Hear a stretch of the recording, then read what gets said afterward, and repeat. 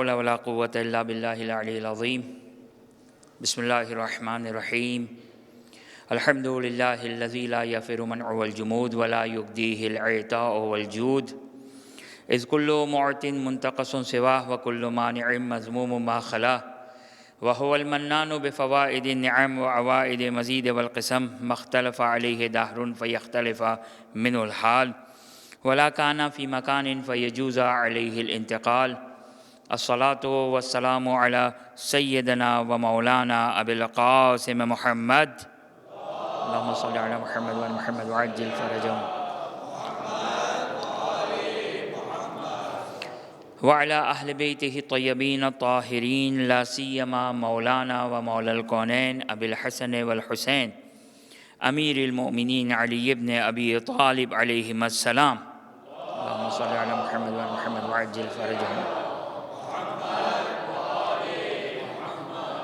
روحي وأرواح العالمين لتراب مقدمهم فداه، ولعن الدائم على أعدائهم إلى قيام يوم الدين. رب اشرح لي صدري ويسر لي أمري واحلل عقدة من لساني يفقه قولي.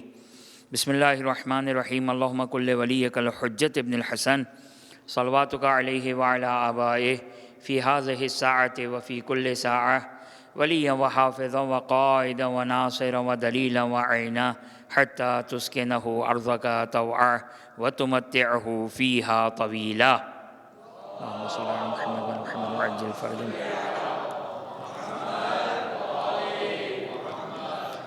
اللهم عجل لوليك الفرج واجعلنا من أنصاره وعوانه وأتباعه وشيعته والمستشهدين بين يديه.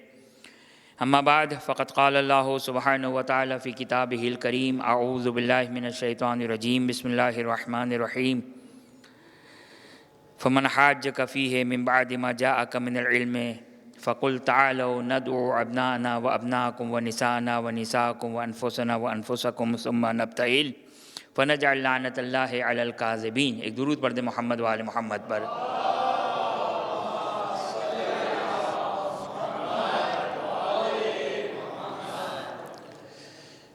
ہماری گفتگو اس عنوان کے تحت چل رہی تھی کہ بنت رسول جو محافظ رسالت بھی ہے اور محافظ ولایت بھی، اور کل آپ کی خدمت میں چند معروضات پیش کیے، اور کل کی گفتگو پہ بہت سارے اعتراضات ہی کہہ سکتا ہوں کہ جو بیان کیے کرنے والوں نے، اگرچہ محبت اور دوستانہ اعتراضات تھے. کسی نے کہا کہ کچھ تکرار زیادہ تھی، کسی نے کہا کہ مولانا بہت جلدی پڑھ رہے تھے. تو اب چونکہ وقت بہت ہی قلیل ہے، پھر ایک متصل گفتگو اور ہے، تو اس لیے میں جلدی بھی تھوڑا پڑھ رہا تھا، اور بات کی تکرار تو خیر میں متوجہ بہت زیادہ نہیں ہوا. لیکن بہرحال شاید یہ بھی کسی نے یہ بھی کہا، اور شاید میں اس کی وضاحت نہیں کر سکا، شاید، اور محسوس اس لیے نہیں کہ اگر وضاحت رہ گئی میری جانب سے. بہرحال اب وجہ تو میں نہیں بیان کرتا، لیکن وضاحت کر دیتا ہوں کہ کل آپ کی خدمت میں جس آیت کی طرف اشارہ کیا ہے، آیہ اکمال، کہ الیوم اکملت لکم دینکم واتممت علیکم نعمتی، تو میں نے یہ کہا کہ عام مسلمان مفسرین میں اختلاف ہے کہ یہ آیت کا شان نزول یا محل نزول، مکان نزول کیا ہے. عام مسلمانوں میں اکثر وہ ہیں جو کہتے ہیں کہ عرفات کے دن یہ آیت نازل ہوئی.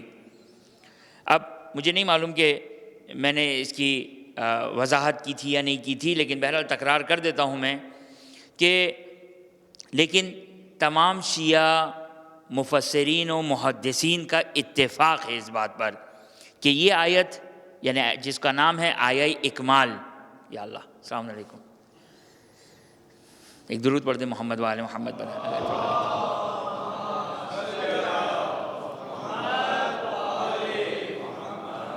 او بھائی جیسے شما. تو تمام شیعہ مفسرین و محدثین کا جو میری تحقیق جو میں نے جتنا مطالعہ کیا اتفاق ہے اس بات پر کہ اس آیت کا تعلق واقعہ غدیر سے ہے. بلکہ مجھے اب یاد بھی آ گیا جملہ جو کل میں نے آپ کی خدمت میں عرض کیا تھا کہ جب اعلان ولایت ہوا من کنت مولا فہذا علی مولا، تو جبرائیل قرآن کی اس آیت کو لے کر آئے تھے، اور میرا خیال ہے کہ بات کافی حد تک واضح تھی، لیکن اگر بہرحال واضح نہیں کر سکا یا میں اگر جلدی بیان کر رہا ہوں تو مجھے معاف کر دیے گا. بس انشاءاللہ آپ کو بھی ذکر کا ثواب مل جائے، مجھے بھی ذکر کا ثواب مل جائے. اگر میں کوئی بات آپ تک نہ پہنچا سکوں، بس یہ ہے کہ کوئی غلط بات نہ پہنچے، کوئی اشتباہ نہ ہو جائے، کوئی خطا نہ ہو جائے، یہ سب سے اہم ہے. مجھے کچھ سمجھ میں نہ آئے، آپ کو کچھ سمجھ میں نہ آئے، اس میں کوئی مذائقہ نہیں ہے. سمجھ میں نہ آنے میں کوئی مذائقہ نہیں ہے، غلط سمجھ آنے میں مذائقہ ہے. اب یہ اہم چیز ہے کہ کوئی بات مشتبہ نہ ہو جائے، ڈاؤٹ فل نہ رہے، بالخصوص ہمارے بچوں اور جوانوں کے لیے. جو اعتقادات ہیں، ہمارے اعتقادات ہیں، بڑا حساس زمانہ ہے. اور ایک وہ حساس زمانہ تھا کہ جب اعتقادات کو بیان کرنا تقیہ کی وجہ سے دشوار تھا. آج وہ زمانہ ہے کہ قرآن کی یہ آیت یہاں پر منطبق ہوتی ہے کہ وَلَا تَلْبِسُوا الْحَقَّ بِالْبَاطِلِ وَتَكْتُمُوا الْحَقَّ وَأَنْتُمْ تَعْلَمُونَ. خوب توجہ کریں میرا بچہ اور جوان. دیکھیں، خالی پڑھنے والے کی ذمہ داری نہیں ہے. میں اپنے بچوں اور جوانوں سے خاص طور پر مخاطب ہوں. بزرگ ہستیاں، بزرگ افراد جو یہاں پر تشریف فرمائے، انہوں نے بڑے علماء کو سنا ہوا ہے. وہ یہاں پر آتے ہیں، تبرکن آتے ہیں، شاید مجھے چیک کرنے آتے ہوں کہ مولانا صحیح پڑھ رہے یا نہیں پڑھ رہے. بالکل حق ہے ان کا، چیک کریں مجھے کہ آیا میں صحیح پڑھ رہا ہوں یا نہیں پڑھ رہا ہوں. اور حق تو سب کو ہے کہ سب چیک کر سکتے ہیں. کوئی غلطی ہو تو بالکل پوائنٹ آؤٹ بھی کیا جا سکتا ہے. کیونکہ یہی بات یاد رہے میرا بچہ اور جوان، اس ممبر پہ آنے والا اللہم صلی علی محمد و علی محمد وعجل فرجہم.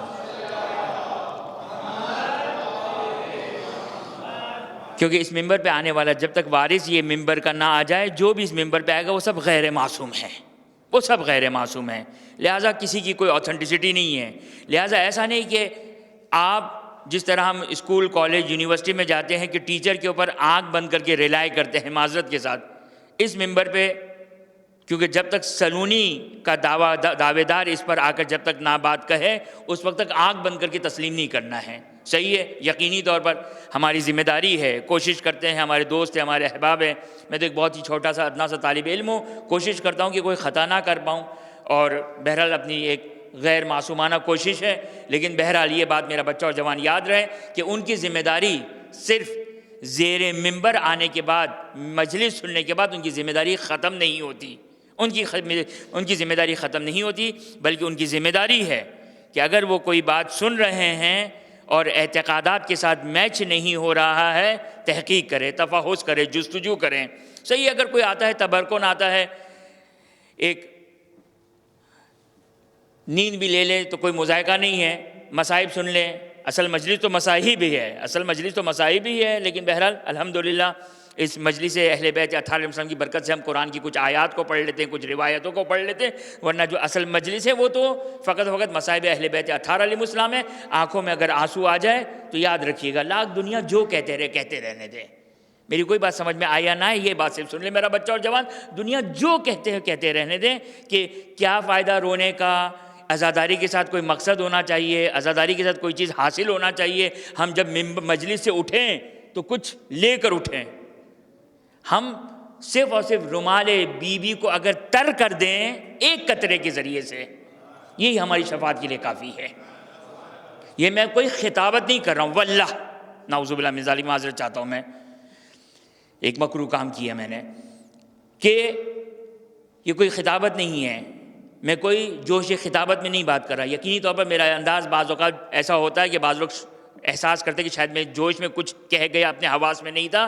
نہیں، پوری کوشش کرتا ہوں، پھر کہہ رہا ہوں غیر معصوم ہوں، کہ پوری کوشش کرتا ہوں کہ کوئی ایسی بات نہ کہوں، اور اگر ہو جائے تو ازالہ کر دوں. بہرحال تو یہ بات یاد رکھیے گا کہ ہم مجلس میں آنے کے بعد اپنی ذمہ داری پوری ادا معذرت کے ساتھ آپ کہیں مولانا یہ بھی عجیب مولانا ہوتے ہیں، علماء ہوتے ہیں، کل تک کہتے تھے مجلس میں آؤ مجلس میں آؤ مجلس میں آؤ، ہم اپنے بچوں جوانوں کو لے کر آ رہے ہیں، اب ایک نئی ذمہ داری لگا دی کہ نہیں مجلس میں آنا بھی خالی کافی نہیں بلکہ مجلس کو غور سے سنیں، اور اگر کوئی مشتبہ ڈاؤٹ فل بات ہو تو تحقیق کرے انسان۔ بہرحال یہ ایک بات تھی آپ کی خدمت میں، میں نے 2+2 4 کر کے بات کی ہے، یاد رکھیے گا 2+2 4 کر کے بات کی ہے، دلیل کے ساتھ بات کی ہے۔ دلیل یہ ہے کہ یہاں پر آنے والا غیر معصوم ہے، جب غیر معصوم ہے تو خطا کا امکان موجود ہے، خطا کا امکان موجود ہے تو آپ کی بھی ذمہ داری ہے، میری بھی ذمہ داری ہے۔ اور قرآن کی یہ آیت کہ جس کو میں نے سرنامہ کلام قرار نہیں دیا، لیکن آج کل کے ان حالات میں بالعموم اور بالخصوص ان ایام میں،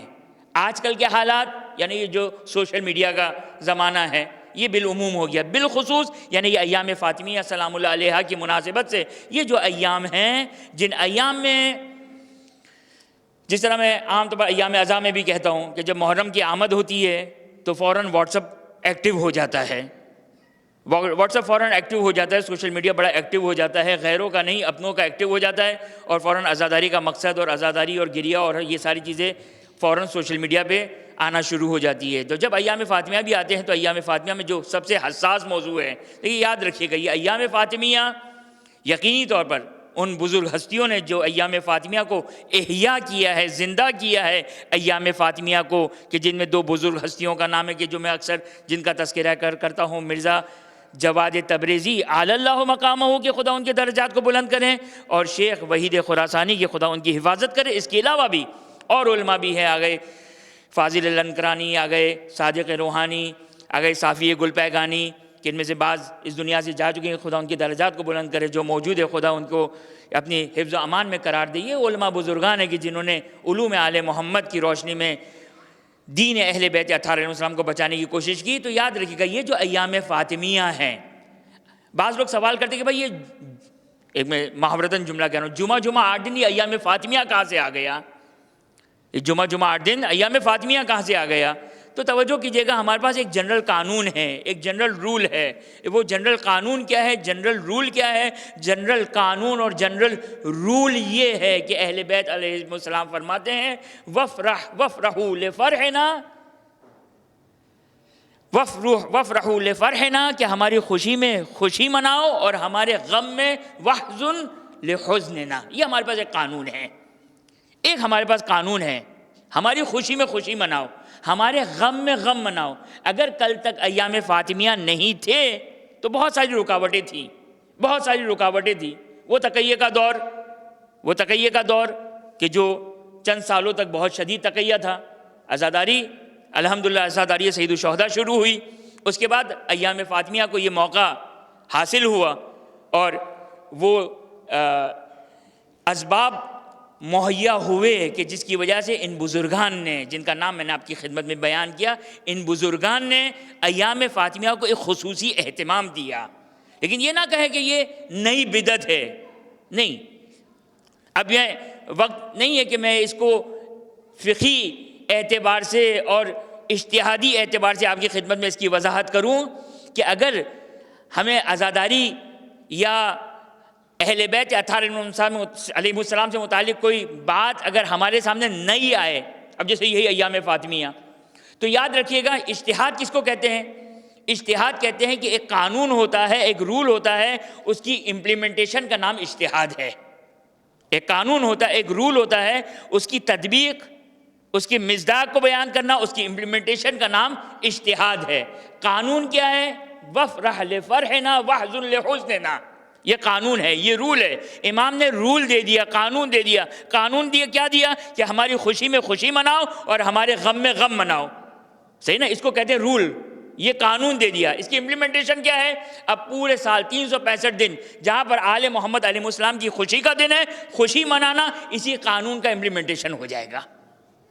توجہ کیا آپ نے؟ لہٰذا ایام فاطمیہ اگر مثال کے طور پر چند سالوں پہلے نہیں تھا، خوب مجبوریاں تھی، اور بہت سارے ایسی چیزیں ہیں کہ جو وقت کے گزرنے سے حالات تبدیل ہوتے ہیں، اور الحمدللہ ہمیں ایک موقع فراہم ہو جاتا ہے، ہمیں ایک موقع مل جاتا ہے کہ ہم ایک درود پڑھتے محمد و آل محمد پر۔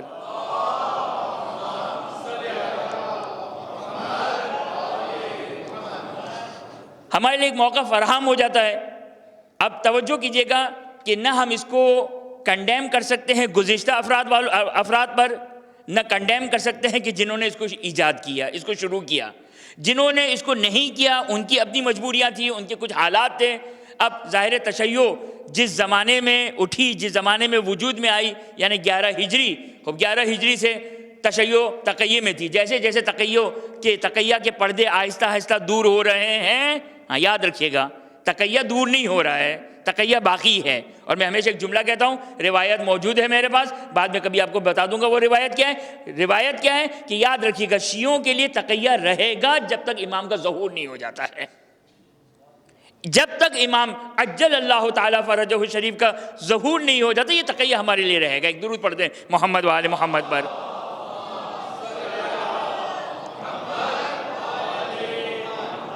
تو چونکہ ہمارا جو تشیع کا آغاز تھا وہ تقیہ سے ہوا تھا، اور تقیہ کے لیے واضح ہے یہ تقیہ کس طرح تقیہ تھا کہ امیر المومنین کے ساتھ فقط کتنے افراد تھے؟ 3 افراد تھے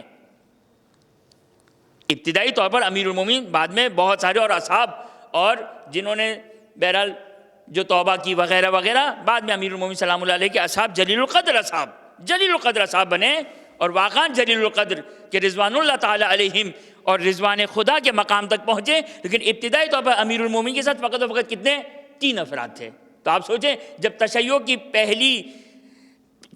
کا جو پہلا دن ہے، اگرچہ تشیع کا پہلا دن کب سے ہے وہ اب کسی اور وقت گفتگو کریں گے، لیکن فقط ایک جملہ جو سن لیجئے، قرآن کی آیت ہے، وہ قرآن کی آیت کیا ہے؟ وَإِنَّ مِن شِيعَتِهِ لَإِبْرَاهِيمَ۔ یہ تشیع کی آغاز نہیں ہے، تشیع کا وسط ہے کہ جو قرآن کی آیت بیان کر رہی ہے وَإِنَّ مِن شِيعَتِهِ لَإِبْرَاهِيمَ، کہ یہ قرآن کی آیت ہے کہ ظاہر قرآن کچھ ہے لیکن باطن قرآن جو روایات بیان کرتی ہے وَإِنَّ مِن شِيعَتِهِ، کہ ان کے شیعوں میں سے حضرت ابراہیم خلیل ہیں، کہ روایت منطبق ہوتی ہے، روایت اس کا باطن بیان کرتی ہے۔ روایت کیا بیان کرتی ہے کہ وَإِنَّ مِن شِيعَتِهِ سے مراد کون ہے؟ یعنی امیر المومنین سلام اللہ علیہ کے شیعوں میں سے خود حضرت ابراہیم خلیل ہیں۔ تو تشیع کا آغاز کب سے ہے وہ ایک الگ بحث ہے، لیکن جو ظاہری طور پر امیر المومنین سلام اللہ علیہ کی جو ایک ولایت کا اعلان ہوا 11 ہجری 28 صفر کی رسول کی صلی اللہ علیہ وآلہ وسلم کی رحلت و شہادت کے بعد جب امیر المومنین کی ولایت کا آغاز ہوا تو تقیہ کا دور تھا، خوب تقیہ کا دور تھا۔ امیر المومنین کے ساتھ فقط ابتدائی طور پر 3 افراد تھے، بعد میں اور اصحاب امیر المومنین کے ساتھ ملتے گئے، توبہ کی وغیرہ وغیرہ۔ تو اب چونکہ ہمارا آغاز تقیہ سے ہوا ہے، لہٰذا جیسے جیسے آہستہ آہستہ پردے اٹھ رہے تھے ویسے ویسے ہم شیعوں کو ایک آزادی مل رہی تھی۔ اب یہ اس کے لیے فراست چاہیے، اس کے لیے جوش و جذبہ نہیں چاہیے، اس کے لیے عقل اور شعور چاہیے، کہاں پہ تقیہ کرنا ہے، کہاں پر اپنے عقیدے کو ظاہر کرنا ہے، یہ ہر انسان کو خداوند متعال نے عقل دی ہے، اور تقیہ کا مفہوم اور معنی بھی ہمارے لیے واضح اور روشن ہے۔ لیکن بعض اوقات واقعاً جو ہے وہ بالخصوص جو مجھ پر ایک ٹیگ لگا ہوا ہے، میں اس موضوع پر خاص طور پر گفتگو عام طور پر پرہیز کرنے کی کوشش کرتا ہوں، لیکن کیا کروں، جیسا کہ میں نے ابتدائی طور پر آپ کی خدمت میں عرض کیا کہ جب ایام عزا شروع ہوتے ہیں تو فوراً آنسو، گریہ، ماتم، مجلس۔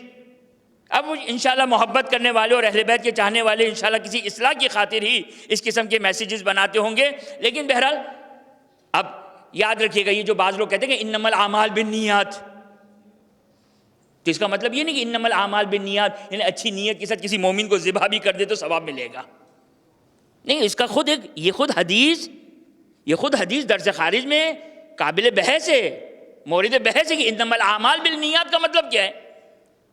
ہم اکثر یہ حدیث کو لے کر بہت سارے اپنے کام سدھار لیتے ہیں اور سیدھے کر لیتے ہیں، اور جو کام ہمیں کرنا ہو تو ہم کر لیتے ہیں، انما الاعمال بالنیات۔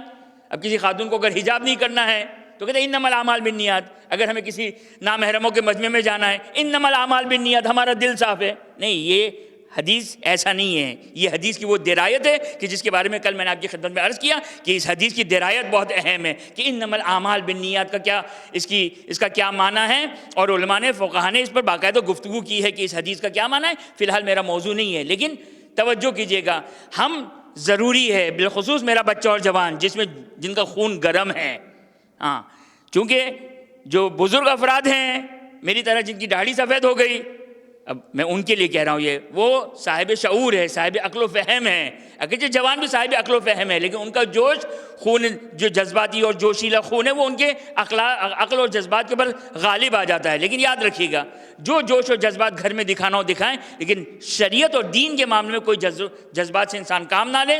یہ جو ہمارے پاس عزاداری ہے، سید الشہداء ہے، اہل بیت اطہار علیہ السلام کی جو عزاداری ہے، یہ جو دین آل محمد ہم تک پہنچا ہے، ہم فردن ہر شخص مسئول ہیں خدا کی بارگاہ میں، اور ضروری ہے ہمارے لیے کہ ہم اس کی حفاظت کریں، اور کوئی ایسا کام نہ کرے جس سے کسی طرح تشیع کو نقصان ہو، یا کسی بھی شخص سے فرد شیعہ کو کسی طرح نقصان ہو. یہ کسی طرح بھی جائز نہیں ہوگا، اور ہم سب کی ذمہ داری ہے.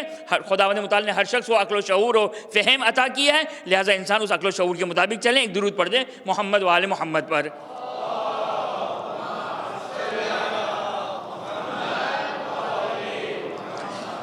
خوب، اب چونکہ اگرچہ میرا موضوع چل رہا ہے، اب انشاءاللہ پوری کوشش کروں گا کہ کل کسی طریقے سے، اور آج جو شاید کچھ دقائق مل جائے تو اس میں سمیٹ لوں. لیکن آپ کی خدمت میں یہ عرض کر رہا تھا کہ جب ایام اعزا شروع ہوتے ہیں تو وہ عناوین، جب ایام اعزا سے مراد محرم و صفر کے ایام، اور جب ایام فاطمی آتے ہیں تو سب سے ایک جو داغ ترین موضوع وہ ہے لعنت کا موضوع. لہٰذا مجھے نہیں سمجھ میں آتا کہ یہ لعنت کے موضوع میں ہم کیوں سینسیٹیو ہو جاتے ہیں. قرآن کی آیت ہے، 49 ٹائمز لفظ لعنت آیا ہے. میں نے پچھلے سال ظاہراً کسی مناسبت سے میں نے باقاعدہ ایک مجلس بھی پڑھی تھی، میں اس کو تکرار نہیں کرنا چاہتا، لیکن کچھ الفاظ آپ کی خدمت میں بیان کرنا چاہتا ہوں کہ لفظ لعنت ایک شرعی بلکہ ایک سنت ہے. کس کی سنت ہے؟ رسول کی سنت صلی اللہ علیہ وآلہ، ائمہ اطہار علیہ السلام کی سنت نہیں، اس سے بڑھ کر خدا کی سنت ہے. لفظ لعنت، خود لعنت دینا خدا کی سنت ہے. اب اگر انسان کوئی کہے کہ میں بہت پاک و پاکیزہ ہوں، میں اپنی زبان کو کیوں خراب کروں، کیوں گندا کروں، تو اس کا مطلب یہ کہ وہ اپنے آپ کو قرآن اور خدا سے زیادہ پاک و پاکیزہ سمجھتا ہے. لہٰذا یہ جو لعنت ہے، یہ جو لعنت کا لفظ ہے، یہ سنت الہی ہے کہ ان الذین یؤذون اللہ ورسولہ لعنہم اللہ فی الدنیا والآخرہ، یا ان الذین یکتمون، توجہ کریں کہیں ایسا نہ ہو کہ یہ لعنت مجھ پر آ جائے. ان الذین یکتمون، کہ وہ لوگ جو حق کو چھپاتے ہیں، جب ان کے لیے بات روشن ہو جائے. یا قرآن کی ایک اور آیت سورہ بقرہ کی آیت نمبر 42، وَلَا تَلْبِسُوا الْحَقَّ بِالْبَاطِلِ. اب میں ممبر پر آ گیا، آپ کے اذہان، آپ کے افکار اور آپ کے سماعت میری طرف ہے. اب میں اپنے بچوں جوانوں کو میرے اختیار میں جس طریقے سے بھی جہاں بھی موڑنا چاہوں موڑ سکتا ہوں. لہٰذا اب میں صراط مستقیم پر ہوں. قرآن کیا کہتا ہے؟ وَلَا تَلْبِسُوا الْحَقَّ بِالْبَاطِلِ. آپ کے ایک مولانا یہاں پر آتے ہیں، کہتے ہیں کچھ، میں ایک ادنا سا طالب علم آیا، کچھ آ کر کہہ گیا، مثلا شاید ایسا ہو جائے. یاد رکھیے گا قرآن کیا کہہ رہا ہے؟ وَلَا تَلْبِسُوا الْحَقَّ بِالْبَاطِلِ. حق اور باطل کو مینیپولیٹ مت کرو. حق اور باطل کو مینیپولیٹ مت کرو، مکس مت کرو. سامنے والا، میں ایک بات کہہ رہا ہوں بھائی لعنت قرآن کا حکم ہے، ایک آ کر کہے کیا ہے، قرآن کی آیت پڑھے، وَلَا تَسُبُّوا الَّذِينَ يَدْعُونَ مِن دُونِ اللَّهِ، یہ قرآن کی آیت ہے. وَلَا تَسُبُّوا الَّذِينَ يَدْعُونَ مِن دُونِ اللَّهِ، یہ قرآن کی آیت کیا کہہ رہی ہے؟ قرآن کی آیت کہہ رہی ہے جو لوگ غیر خدا کو پکارنے والے ہیں، ہم سب اللہ کو پکارنے والے ہیں، جو غیر خدا کو پکارنے والے ہیں ان کو سب مت کرو. قرآن کہہ رہا ہے نا سب مت کرو. اب کیا کروں میں؟ ایک مولانا کہتے ہیں دشمنان اہل بیت اطہار علیہ السلام سے برات ہے، لعنت ہے. اب یہ تو قرآن کی آیت ہے نا، ان الذین یؤذون اللہ ورسولہ، سورہ احزاب کی آیت نمبر 67 اگر اشتباہ نہ کروں تو، آئے درود 66 اور یہ 67 سورہ احزاب کی. قرآن کیا کہہ رہے ہیں؟ ان الذین یؤذون اللہ ورسولہ لعنہم اللہ فی الدنیا والآخرہ. جس نے اللہ کو اذیت دی، جس نے رسول کو اذیت دی، خدا خود اس پر لعنت کرتا ہے. یہ قرآن پڑھ رہا ہوں میں، حدیث نہیں پڑھ رہا ہوں میں. اب قرآن یہ کہتا ہے وَلَا تَسُبُّوا الَّذِينَ، دیکھیے قرآن منع کر رہا ہے سب مت کرنا. وَلَا تَسُبُّوا الَّذِينَ يَدْعُونَ مِن دُونِ اللَّهِ، جو اللہ کے علاوہ یعنی مشرکین کو، آسان الفاظ میں اس کا ترجمہ کر دوں، یعنی مشرکین کو سب مت کرو. قرآن کہہ رہا ہے سب مت کرو، اور یہ مولانا ممبر پہ جا کے سب و شتم کر رہے ہیں۔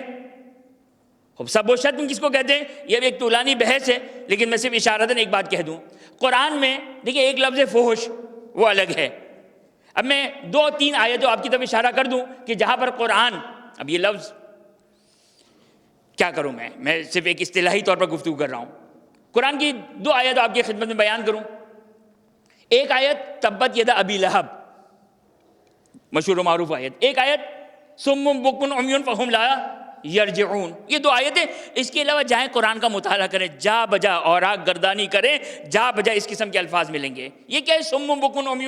اس کا ترجمہ کروں میں آپ کی اجازت سے، اگرچہ آپ لوگ جانتے ہیں اس کا ترجمہ، لیکن کیا ہے ترجمہ؟ بہرے ہیں وہ لوگ، گونگے ہیں وہ لوگ، اندھے ہیں وہ لوگ۔ یہ کیا ہے؟ یہ سب ہے۔ یہ کیا ہے؟ یہ سب ہے۔ یا تبت یدا ابی لہب، کہ ابو لہب کے ہاتھ کٹ جائے، ہاتھ ٹوٹ جائے، یہ کیا ہے؟ سب ہے۔ جیسے ہم کہتے ہیں نا اردو زبان میں خاکم بے دہن، یا سامنے والے کو اگر بد دعا دینی ہو تو یہ جو بد دعائیں ہیں یہ سب ہے، یہ سب ہے۔ تو قرآن آپ کی خدمت میں بیان کیا، یا قرآن کبھی کہتا ہے کہ وہ لوگ حیوانات ہیں بلکہ حیوانات سے بدتر ہیں۔ حیوانات یعنی کسی انسان کو حیوان کہیں، آج کہیں کسی تو کیا کہے گا؟ کتنا جاہل انسان ہے، اس کو بولنا تک نہیں آتا، اس کو گفتگو کرنے کا ڈھنگ نہیں ہے۔ لیکن جا کے دیکھیں قرآن مجید کی آیات کی طرف اشارہ کر رہا ہوں میں، تو یہ کیا ہے؟ اب قرآن کی طرف وَلَا تَسُبُّوا الَّذِينَ، سب مت کرو، تب میں کیا کروں؟ اب یہ ہے وَلَا تَلْبِسُوا الْحَقَّ بِالْبَاطِلِ، قرآن کی آیت سورہ بقرہ کی آیت نمبر 42۔ حق اور باطل کو مینیپولیٹ مت کرو۔ اگر مجھے سب کی حرمت بیان کرنی ہے تو میں نے قرآن کی اس آیت کو لے لیا وَلَا تَلْبِسُوا الْحَقَّ، میں نے قرآن کی آیت لے لی وَلَا تَسُبُّوا الَّذِينَ يَدْعُونَ مِن دُونِ اللَّهِ۔ اس آیت مجھے ٹائم تقریباً سمجھے میرا ختم ہونے والا ہے، اور جلدی اگر آپ میرے ساتھ ہیں تو انشاءاللہ میں اپنی بات کو آپ تک پہنچا دوں۔ ایک درود پڑھ دیں محمد والے محمد پر۔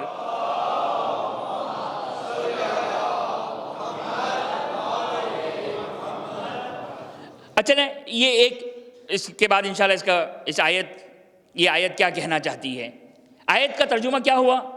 کیا کہہ رہی آیت؟ سب مت کرو۔ کس کو؟ مومنین کو نہیں، مومنین کو نہیں، مشرکین کو سب مت کرو، یہ قرآن کی آیت کہہ رہی ہے۔ اچھا اب آج کل ایک خطبہ چل رہا ہے امیر المومنین سلام اللہ علیہ سے منسوب۔ کیا ہے امیر المومنین علیہ السلام؟ صفین کا واقعہ ہے، حجر ابن عدی اور عمرو بن حمق، یہ 2 امیر المومنین کے ساتھی ہیں، اور یہ 2 بیٹھے ہوئے سب کر رہے ہیں اہل شام کو۔ امیر المومنین علیہ السلام نے کیا فرمایا؟ امیر المومنین علیہ السلام فرماتے ہیں انی اکرہ لکم ان تکونوا سبابین۔ امیر المومنین کہتے ہیں، دیکھیں یہ جو واٹس ایپ پہ باتیں آتی ہیں نا اسی طرح آتی ہے، لیکن یہ کیا ہے؟ یہ ہے لا تلبسوا الحق بالباطل، حق اور باطل کو مینیپولیٹ مت کرو۔ جو حق ہے نا، کیا ہے قرآن کی آیت؟ 3 ٹکڑے ہیں، 3 جملے ہیں۔ پہلا جملہ لا تلبسوا الحق بالباطل، حق اور باطل کو وہ مینیپولیٹ مت کرو۔ ولا تکتموا الحق، حق کو مت چھپاؤ۔ اچھا اس کا مطلب یہ بھی بڑا مشکل ہے جوانوں کے سامنے یہ بیان کرنا، ولا تکتموا الحق، بھائی حق کو مت چھپاؤ۔ اب ہم جا رہے ہیں بازار میں گئے، صدر گئے، وہاں جا کے ہم کہیں گے بھائی حق یہ ہے، نہیں ایسا نہیں ہے، یہ مراد نہیں ہے اس آیت کا، اس آیت کی یہ مراد نہیں ہے۔ اور میں ہمیشہ ایک بات کہتا ہوں، اب وہ اگر میرا کوئی سننے والا اگر کوئی سن رہا ہے تو میں ہمیشہ ایک بات کہتا ہوں کہ بھائی میرا جو مخاطب ہے وہ آپ لوگ ہیں، یا یوں کہوں کہ میرا مخاطب شیعہ افراد ہے۔ میں اپنے شیعہ افراد سے، اپنے مومنین سے، اپنے بچوں اور جوانوں سے مخاطب ہو کر بات کر رہا ہوں۔ اگر کسی غیر کو میری بات بری لگے تو میں ان سے مخاطب ہی نہیں ہوں، میں ان سے کوئی مخاطب نہیں ہوں۔ میں اپنے بچوں اور جوانوں کو صرف ایک اپنا دین بیان کرنے کی کوشش کر رہا ہوں جو آل محمد علیہ السلام کی جانب سے جو آیا ہے۔ اب توجہ کریں، امیر المومنین کا خطبہ آج کل بہت بالخصوص ایام فاطمیہ میں بڑا ایکٹیو ہو جاتا ہے۔ کیا ہے امیر المومنین کیا فرماتے ہیں کہ جب حجر ابن عدی اور عمرو بن حمق، یہ دونوں، حجر ابن عدی ایک جلیل القدر صحابی ہے، اہل صفین کو سب و شتم کر رہے ہیں، لعن طعن کر رہے ہیں۔ امیر المومنین علیہ السلام نے کیا کہا؟ امیر المومنین علیہ السلام نے کہا انی اکرہ لکم ان تکونوا سبابین، کہ میں تمہارے بارے میں یہ بات پسند نہیں کرتا ہوں کہ تم سب کرو۔ اب دے گا کوئی لعنت آج سے؟ اچھا یہ بھی بتا دو اپنے بچوں جوانوں کے لیے، لعنت بھی سب ہی کا مصداق ہے، لعنت بھی سب ہی کا مصداق ہے، بس لعنت ایک خاص کیٹیگری ہے سب کی، اور سب ایک الگ چیز ہے۔ اب توجہ کریں، امیر المومنین علیہ السلام فرماتے انی اکرہ لکم ان تکونوا سبابین۔ اب یہ دیکھیں امیر المومنین نے منع کیا ہے، کسی کو سب و شب مت کرو، چاہے تمہارا دشمن ہی کیوں نہ ہو، چاہے حق کا دشمن کیوں نہ ہو، چاہے امیر المومنین کا دشمن کیوں نہ ہو۔ کیا کریں گے؟ اب کیا کریں گے؟ اب توجہ کریں، قرآن کی آیت کیا تھی؟ قرآن کی آیت وَلَا تَسُبُّوا الَّذِينَ يَدْعُونَ مِن دُونِ اللَّهِ، کہ سب مت کرو ان لوگوں کو، یعنی آسان الفاظ میں ترجمہ کروں، مشرکین کو سب مت کرو۔ اب جب مشرکین کو سب نہیں کرنا تو جو ظاہری طور پر لا الہ الا اللہ کا کلمہ پڑھے ہوئے ہیں، رسول کے ساتھ اٹھنے بیٹھنے والے، ان کو کیوں سب کر رہے ہو؟ قرآن تو منع کر رہا ہے۔ یہ خطبہ امیر المومنین سلام اللہ علیہ کا واقع صفین میں کہ انی اکرہ لکم ان تکونوا سبابین، امیر المومنین منع کر رہا ہے، قرآن منع کر رہا ہے، تو یہ لعنت کیوں دیتے ہیں؟ یہ سب و شتم کیوں کرتے ہیں؟ اب وقت میں گنجائش نہیں ہے، ایک جملہ کہہ دوں، شاید ممکن ہے کل اس کی وضاحت کر دوں۔ ایک جملہ کیا ہے؟ میں بھی ایک قرآن کی آیت پڑھ لوں؟ بھائی یہ بھی تو قرآن کی آیت ہی پڑھ رہا ہوں نا میں۔ اس مستشکل، اس ملتبس جو حق اور باطل کے درمیان مینیوپلیٹ کر رہا ہے، اس نے بھی قرآن کی ایک آیت دی، اس نے بھی امیر المومنین کا ایک خطبہ دیا، اب مجھے بھی اجازت ہے میں بھی قرآن کی ایک آیت پڑھ لوں۔ کیا ہے قرآن کی آیت؟ لا تقربوا الصلاۃ، نماز کے قریب مت جانا۔ قرآن کہہ رہا ہے اعوذ باللہ من الشیطان الرجیم بسم اللہ الرحمن الرحیم ولا تقربوا الصلاۃ، کل سے نماز مت پڑھنا۔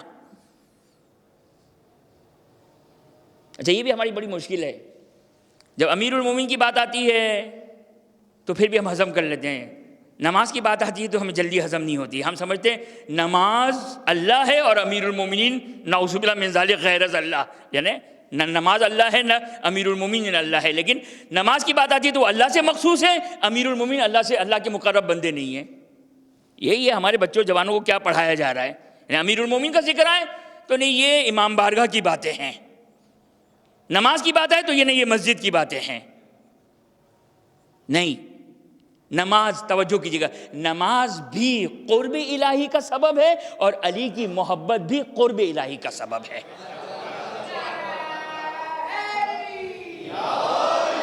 نہ نماز اللہ ہے نہ علی اللہ ہے، نماز اللہ نہیں ہے، نماز اللہ ہے۔ اللہ اکبر، یہ کون سی؟ یعنی اللہ تو نہیں، اللہ تو اللہ جس کی میں عبادت کر رہا ہوں، یہ نماز کہ جس اللہ کی میں عبادت کر رہا ہوں اس کا قرب حاصل کر رہا ہوں میں اس نماز کے ذریعے سے، تو نہ نماز اللہ ہے نہ علی اللہ ہے، وہ بھی قرب کا سبب ہے، یہ بھی قرب کا سبب ہے، دونوں واجب ہے، دونوں ضروری ہے۔ بس توجہ کریں، جب لعنت کی بات آئی تو ہمیں کوئی مشکل نہیں ہوئی، ہم بھی کہتے تھے کہ لعنت نہیں ہونی چاہیے، مولانا نے بھی قرآن کی آیت بھی پڑھ دی اور خطبہ بھی پڑھ دیا، اب میں کہتا ہوں قرآن کی ایک اور آیت بھی سن لیے، قرآن کہتا ہے لا تقربوا الصلاۃ، نماز کے قریب میں جانا، کل سے نماز بھی نہ پڑھیے گا۔ نہیں کیا الحمدللہ آپ لوگ جانتے ہیں ولا تقربوا الصلاۃ، اس آیت سے تو بڑی آشنائی ہے، خوب یہ آیت میں نے آدھی آیت پڑھی ہے، ولا تقربوا الصلاۃ وانتم سکارا، کہ حالت نشے میں نماز کے قریب مت جانا، حالت نشے میں یعنی ممانعت ہے نماز کے قریب جانے کی، لیکن خود نماز سے ممانعت نہیں ہے بلکہ اس حالت سے ممانعت ہے کہ وہ نشے کی حالت میں نماز کے قریب مت جانا۔ ولا تسبوا الذین یدعون من دون اللہ، یہ بعین ہی آیت اسی طرح ہے، اگر میں ولا تسبوا الذین یدعون من دون اللہ پڑھ کے صدق اللہ العلی العظیم کر دوں تو یاد رکھیے گا قرآن کی یہ آیت مجھ پر نازل ہو رہی ہے کہ ولا تلبسوا الحق بالباطل، کہ حق اور باطل کو مینیپولیٹ مت کرو، ولا تکتموا الحق، حق کو مت چھپاؤ، وانتم تعلمون، جبکہ تم جانتے ہو۔ یہ قرآن ایک اور مقام پر کہتا ہے کہ جو بینات کے آنے کے بعد حق کو چھپاتے ہیں یلعنہم اللہ، خدا کی لعنت ہو ان پر اور لعنت کرنے والوں کی لعنت ہو ان پر، یہ قرآن کی آیت ہے۔ جو حق آنے کے بعد حق کو چھپاتے ہیں، قرآن کی آیت ہے یہ، جو حق آنے کے بعد حق کو چھپاتے ہیں لعنت کرنے والوں کی لعنت ہو اور خدا کی لعنت ہو ان لوگوں کے اوپر جو حق کو چھپاتے ہیں۔ اگر میں فقط اتنی ہی آیت پڑھ دوں وَلَا تَسُبُّوا الَّذِينَ يَدْعُونَ مِن دُونِ اللَّهِ کہ قرآن کے تحت سب مت کرو، یا میں امیر المومنین کا اتنا خطبہ پڑھ دوں کہ امیر المومنین فرماتے ہیں کہ انی اکرہ لکم ان تکون سبابین، کہ میں پسند نہیں کرتا کہ تم سب کرنے والے ہو، تو پورا خطبہ پڑھیے نا، پوری آیت کو پڑھیے۔ آیت کیا کہہ رہی ہے؟ توجہ کیجئے گا، یہ آیت کیا کہہ رہی ہے؟ خوب آئیے درایت کو سمجھیے۔ حوضہ علمیہ میں جانے والے ذرا حوضہ علمیہ کیا پڑھاتا ہے؟ حوضہ علمیہ یہی پڑھاتا ہے، یاد رکھیے گا، حوضہ علمیہ حافظ قرآن نہیں بناتا ہے، حوضہ علمیہ حافظ نہج البلاغہ نہیں بناتا ہے، حوضہ علمیہ کتب اربعہ کا حافظ نہیں بناتا ہے، بلکہ یاد رکھیے گا میرا بچہ اور جوان، حوضہ علمیہ کا کام یہ ہے قرآن فہمی سکھاتا ہے، حدیث سمجھنے کو سکھاتا ہے۔ جائیے امیر المومنین کا خطبہ دیکھیے، امیر المومنین کیا فرماتے ہیں؟ میں پسند نہیں کرتا ہوں اس بات کو۔ اچھا مولا یا امیر المومنین، آپ پسند نہیں کرتے، لیکن رات کی تاریکی میں آپ بھی تو دعائے صنم قریش پڑھتے ہیں۔ یہ تو ہو گیا جواب نغزی۔ خوب، اب جواب نغزی کے لیے تو بہت سارے جوابات ہیں ان لوگوں کے پاس۔ بھائی حدیث ضعیف و سند، جو مزاج کے مطابق تھا وہ سب ضعیف و سند، جو مزاج کے مطابق تھا وہ سب ضعیف و سند۔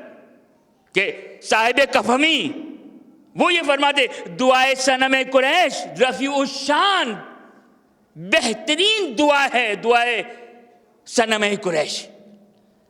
اور آپ کی خدمت میں عرض کروں، بچوں جوانوں کے ایک جملہ کہہ دوں، اگر سندن، یاد رکھیے گا، ابھی ہمیں بحث بہت دقیق بحث اور اجتہادی بحث نہیں کرنا چاہتا، اگر سندن، اگر ہمارے پاس سند کے اعتبار سے دعائے صنم قریش اگر ثابت نہ بھی ہو تو یاد رکھیے گا قرآن کی آیات اور روایات متواترہ کے ذریعے سے اس کا ایک ایک جملہ آپ ان آیات اور روایات کے ذریعے سے ایک ایک جملے کو ثابت کر سکتے ہیں۔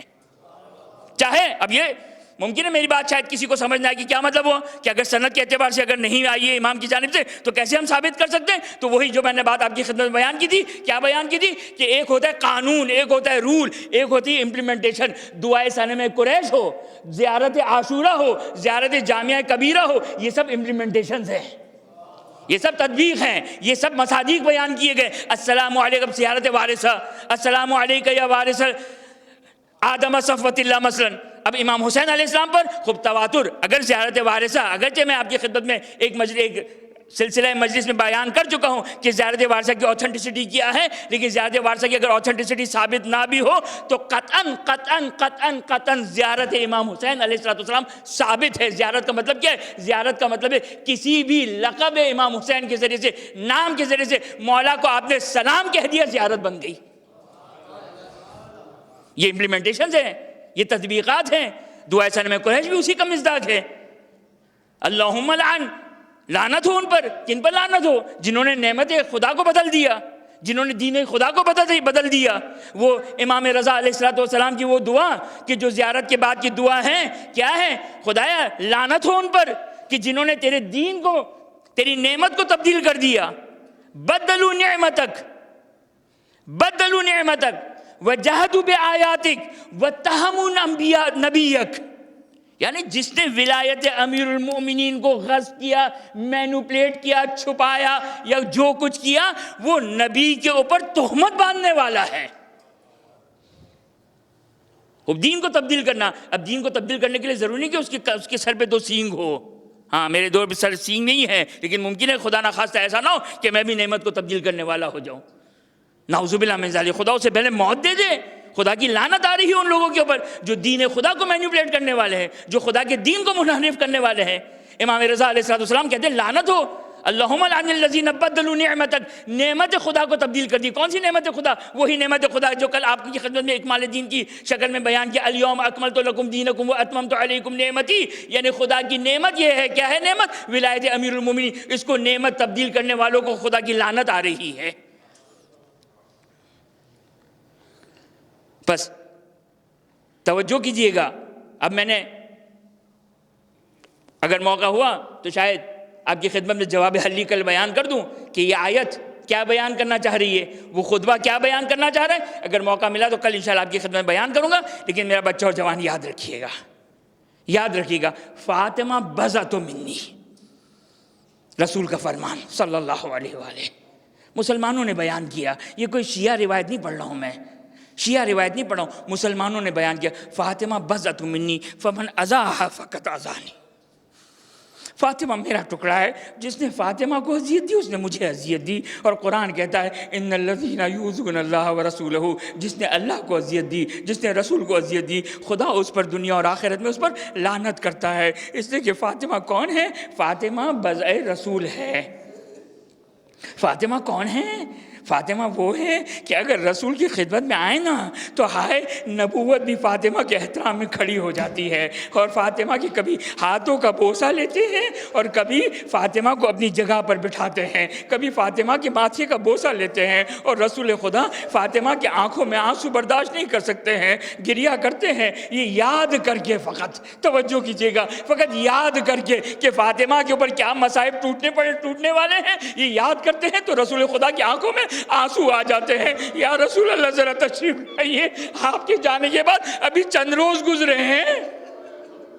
بس عزادارو، یہ وہ ایام ہیں جن ایام میں کس کی مصیبت کو پڑھیں؟ آیا علی مرتضیٰ کی مصیبت کو پڑھوں یا فاطمہ زہرا کی مصیبت کو پڑھوں؟ کل علی مرتضیٰ کی ایک مصیبت پڑھوں گا، آج ایک مصیبت کو سن لیجئے۔ ہائے علی کی غربت کیا ہے؟ علی کی غربت یہ ہے کہ یہ محافظ ولایت، ہم اپنے موضوع پر تو نہ آ سکے لیکن مصائب میں یہ جملہ سن لیجئے، علی فاطمہ زہرا محافظ ولایت ہے، محافظ ولایت ہے، کس طرح حفاظت کر رہی ہیں، کس طرح حفاظت کر رہی ہیں۔ رسول صلی اللہ علیہ وسلم رحلت کر گئے اور مسلمان امیر المومنین کی وہ بیعت کہ جو 18 ذی الحجہ غدیر کے دن جو علی کے ہاتھوں پہ بیعت کی تھی نا، اس کو چھوڑ کر کسی اور کی بیعت کر لی۔ اب محافظ ولایت اللہ اللہ جا رہی ہے، مجھے نہیں معلوم ہے، بظاہر تو ایسا لگتا ہے وہ واقعہ پیش آ چکا ہے کہ فاطمہ کا پہلو شکستہ ہے،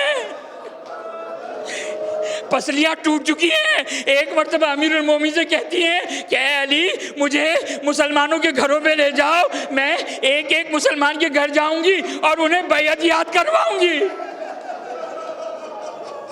اللہ اللہ، وہ بنت رسول، توجہ تو کیجئے، ہائے وہ بنت رسول کبھی دربار جا رہی ہے، کبھی فتح لینے دربار جا رہی ہے، کبھی گواہی کے لیے حسن حسین کو لے کر جا رہی ہے۔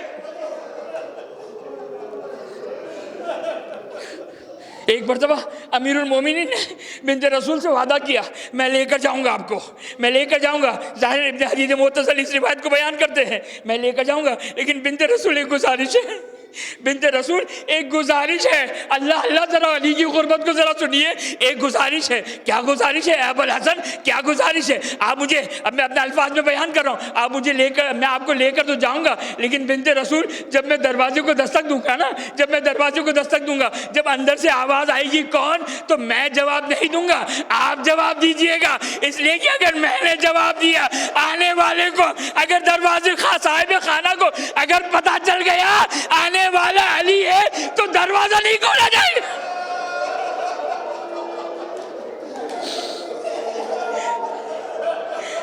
ہائے فاطمہ زہرا مسلمانوں کو یاد دلا رہی ہیں، تم نے 18 ذی الحجہ کو علی کی بیعت کی تھی، فراموش کر گئے۔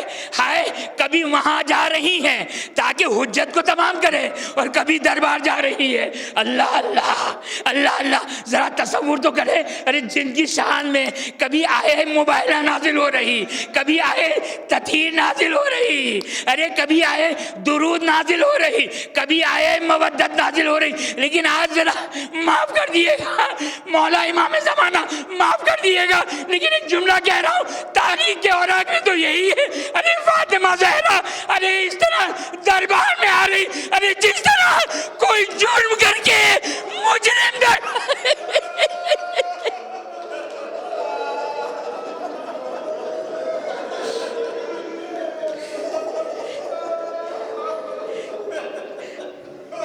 یہ سارے مسائل اپنے مقام پر، لیکن وہ مصیبت ارے کبھی میرا 8واں امام یاد کرتا ہے، کبھی میرا 7واں امام یاد کرتا ہے، کبھی میرا 9واں امام یاد کرتا ہے، کبھی میرا زمانے کا امام یاد کرتا ہے۔ وہ کون سی مصیبت؟ ارے وہ مصیبت جو در فاطمہ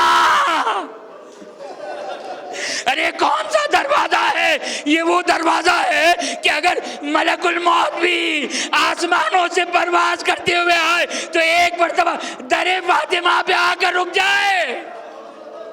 ارے جب تک فاطمہ کا اذن نہ ملے ملک الموت بھی داخل نہ ہوگا۔ وہ دروازہ جس دروازے پر رسول بھی 6 مہینے یا 8 مہینے آ کر السلام علیکم یا اہل بیت النبوہ کر کے سلام کرتے ہیں، لیکن آج زمانہ کیا آ گیا، جلدی لکڑیاں لے کر لائے۔ عزاداروں کتنے لوگ آئے تھے؟ کتنے لوگ آئے تھے؟ 1 2 3 نہیں، تاریخ بیان کرتی ہے 300 لوگ تھے جو در فاطمہ پر جلدی لکڑیاں لے کر آئے۔ کتنی لکڑیاں تھی؟ تاریخ بیان کرتی ہے، تاریخ بیان کرتی ہے کتنی لکڑیاں تھی۔ ارے جب یہ دروازہ جل گیا، جب یہ غاصبان و ظالمین یہاں سے چلے گئے، ہائے فاطمہ کا گھر ہے، فاطمہ کا دروازہ ہے، دروازے کے باہر ارے لکڑیوں کا انبار جمع ہو گیا۔ 3 مہینے تک ہمسائے امیر المومنین ان لکڑیوں سے منحوس لکڑیوں کو جلا کر اپنے گھر کا چولہا جلا رہے۔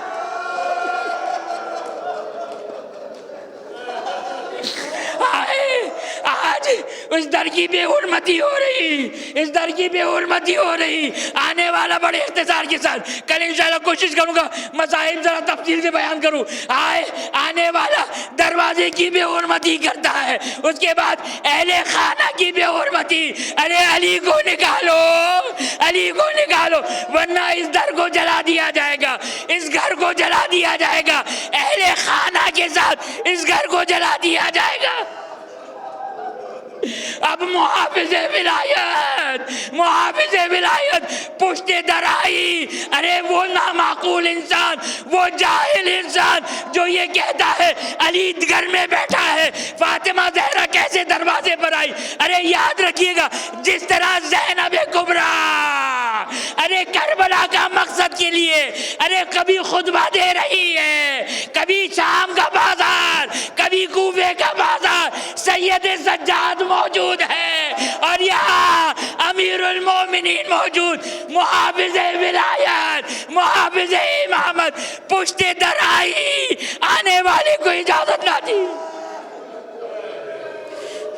ایک مرتبہ آنے والا کہتا ہے ابو الحسن کو نکالو ورنہ اس دروازے کو جلا دوں گا۔ ایک بلا بنت رسول نے اجازت نہ دی۔ آنے والا خود حاکم شام کو خط لکھ رہا کہ جب میں فاطمہ کے دروازے پر پہنچا نا، فاطمہ کے دروازے پر پہنچا، جلدی لکڑیاں لے کر پہنچا، مجھے اجازت نہیں ملی، مجھے اجازت نہیں ملی۔ ایک مرتبہ میں نے جلدی لکڑی لی، فاطمہ کے دروازے کو اللہ اللہ جہاں فرشتے آ کر رک جائے، جہاں رسول آ کر جس کا احترام کرے، اس دروازے کو جلانا شروع کیا۔ ارے جب دروازہ کمزور ہو گیا، دروازہ کمزور ہو گیا، اب میرے اختیار میں دروازہ تھا، لیکن میں نے دیکھا ایک مرتبہ محافظ ولایت نے، محافظ امامت نے اپنے دونوں ہاتھوں سے، اپنے دونوں بازو کی طاقت و قدرت سے ایک مرتبہ دروازے کو تھام لیا۔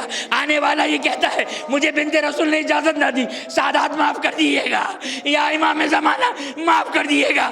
آنے والا کہتا ہے ایک مرتبہ کنفوس سے کوڑا لیا، بنت رسول کے بازو میں اتنی زور سے کوڑا مارا، میرا چچا امام کہتا ہے اتنی زور سے کوڑا مارا، بنت رسول کے بازو بند کا نشان پڑ گیا۔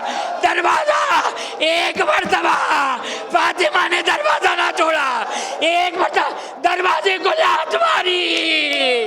آنے والا کہتا ہے ارے مگر لات نہیں ماری، دروازے کو دبانا شروع کیا، دروازے کی فاطمہ کا پہلو، یا بتا یا رسول اللہ آگے آئیو۔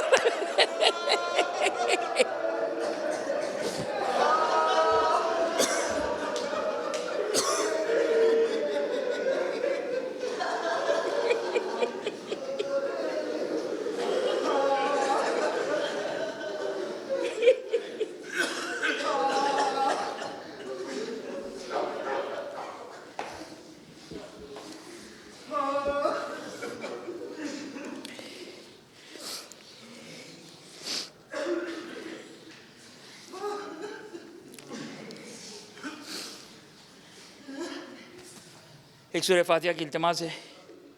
مرحوم سجاد حسین رجب علی مکھی